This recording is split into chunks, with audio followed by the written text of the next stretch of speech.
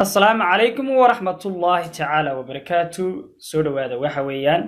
عشران تنكو سابسنا كمبيوتر ساينس. كمبيوتر ساينس سيدنا عشران تي هراكو ديارناي introduction أم بحر دعوة نكبيحناي. إن سيدا كلا حنا شرحناي وحويان كمبيوتر لابتوب يو كمبيوتر ديسكتوب يحكوا كل دوين وين شرحناي عشران ونكبيحناي. إن هالكمات وحنا كود ديارنا وحويان chapter هذا كمبيوتر ساينس كا إن hordhac ayaynu ka bixin doonaa inaga oo sharaxi doonaa chapteradaas amba leesanaadaas casharaantaasi waxay ka koobayeen qaab hordhac ka bixin doonaa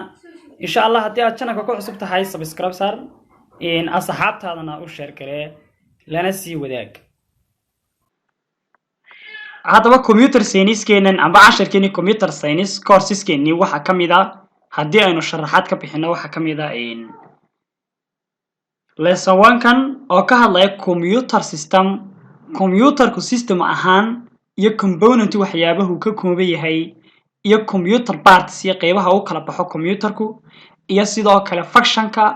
casharkaas marka wuxuu ka hadlayaa lesson 1 wuxuu ka hadlayaa functionka computer functionkiisa iyo componentska iyo computer system iyo parts of the computer sidoo kale casharkan labaad amba lesson kan labaad waxa uu ka hadlayaa What is the computer hardware? Computer hardware muxuu yahay componentigu ka kooban yahay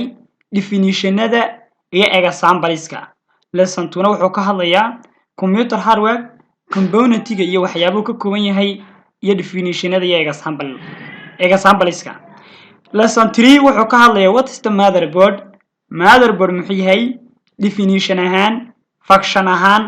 diagram ahaan ayuu ka hadlayaa in casharka saddexaadna casharka afraad wuxuu ka hadlayaa binary language of computer iyo definitionada iyo overview inagoo ka bixi doona casharka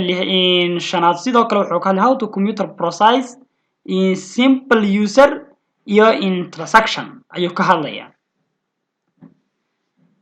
casharka lixaad iyo casharka toddobaad wuxuu ka hadlayaa computer platform iyo definitionada iyo tabeska iyo examples halka lesson 7 ka hadlayo history of computer timeline iyo evaluation inta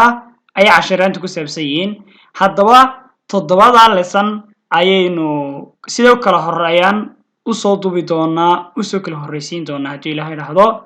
nawa ku sii soconayna in computerka qaybihiisa kala duwan ee computer science